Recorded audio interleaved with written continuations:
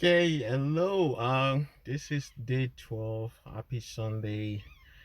And you know what? Happy Mother's Day. So I thought it will be, right place to talk about the support of mothers. They do pretty very well. When you think about the kind of support that you get from your mother, I mean, it's really incomparable. So it is really, um, uh, you know, uh,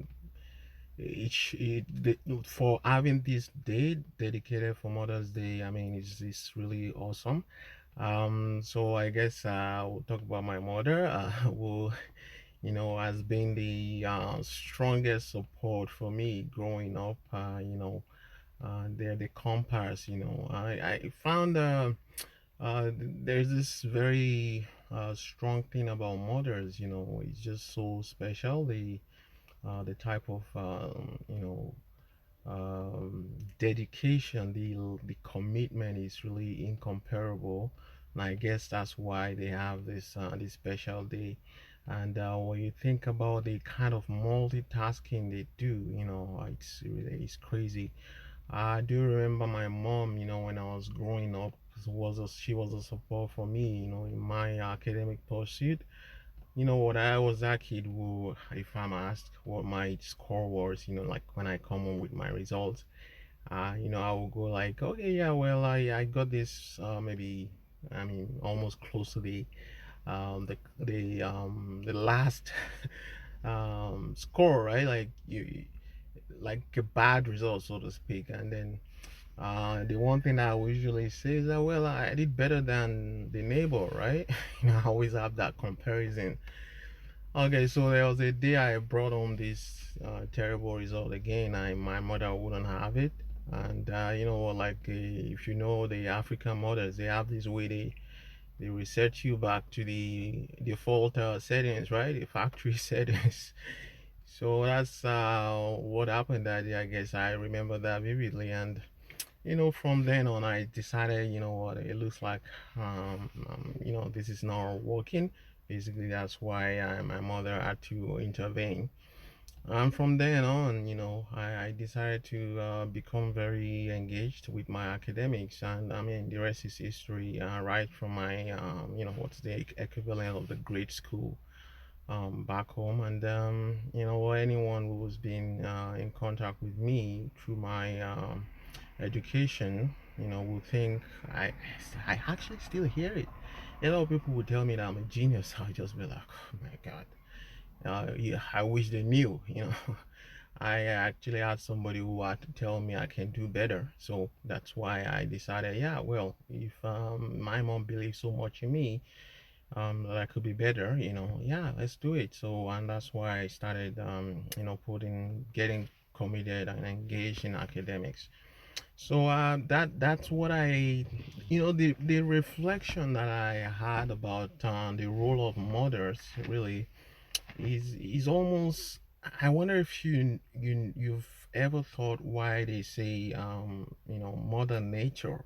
If you've ever heard that word before, I hope you think that word is very deep, because the way I think about it is mothers, they're like close to nature. If you really think about it, these people, they brought forth life, like human beings, men, women, pretty much were brought forth by women, yeah, which man has not been able to play that role. And that role, it goes beyond just bringing forth life and nurturing the kids to adulthood.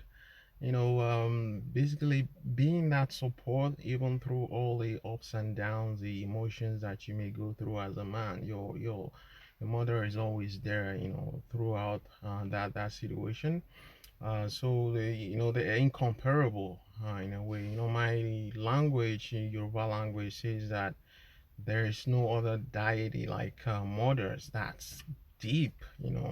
And then if you look at what the Bible also has, those type of words, that are strong about the role that mothers play. So I thought I should talk about that because And when you look at it also, you see that at some point you become an adult and you get married, and maybe your mother is not really playing that support, that strong support anymore because you now become an adult. Guess who takes over that role? Your wife, takes over that role.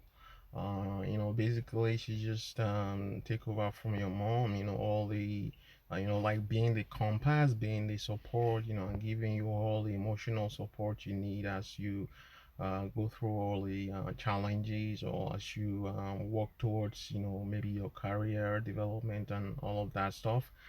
So in terms of career, when you move into Canada, you might not have your mother's support, be able to support you in that area beyond the emotional support. Same thing with your wife. But guess what? There's what you call your tribe. You need to build a tribe. You need to build like a tribe of professionals around you. Basically, this will be mentors, number one, kind of support you need in your career development. You need to have not only one mentor, you need to have a number of mentors in different areas, as you go through your journey here in Canada. Number one probably will be somebody who is already in a role that you are trying to play in the industry. Yeah, because they will have had a lot of experience, they will have a lot of insight in terms of how you could break into the profession, and they're also there in terms of if you need references, and basically that's your support there to be able to say, I know this guy's capability, because you're in Canada and maybe your supervisors and all that, they're back home now, and you might not, there's a lot of challenge with the time zone thing and all that. So if you have somebody here who is your mentor, that's a very strong support there. Beside us, you also have people you will call connectors. Connectors are people who mostly are leaders. They play some role where they're kind of a magnet. They attract a lot of different people. The one you look at is maybe people who are volunteering at your professional organization. Basically, they are connectors because they pretty much everybody has to pass through them, like maybe the president of your professional association in Canada, or say an instructor. If you're a student, you're in an industry program, your instructor definitely is a connector. So you want to make sure that you always seek their opinion, their advice. Then also, I think you have those people you call experts. Experts will be some people who have some specialized training, knowledge in your field, in your profession. Those also are very strong support that you could make sure you have here in Canada. Aside from experts, well, recruiters, okay, those are also connectors. I bet you they are connectors. There are a lot of recruitment agencies that you can associate with, send your resume, and they probably well, guess what, they're working for a fee, but at the same time, they could be your opportunity to get your foot in the door, right? So recruiters, they also connectors as well, because a lot of people go through them, for of course job search sake. So those are the kind of support you want to have. So aside from your mother or your wife, these are the supports that you need to have in place when you're in Canada and you're job searching newly. So I hope that is valuable. I hope that helps somebody. I hope that it's an information that will make a difference for you. I do hope to provide like a bonus video that will be about some paperwork you need. That's part of the title there. Basically, I'm just like acting like your mother right now. I need to get you to make sure that you have all the documents you need here, to get prepared and ready. When you go out for exams when you were still a kid, your mother will be the one saying, okay, did you get this document? Did you get that?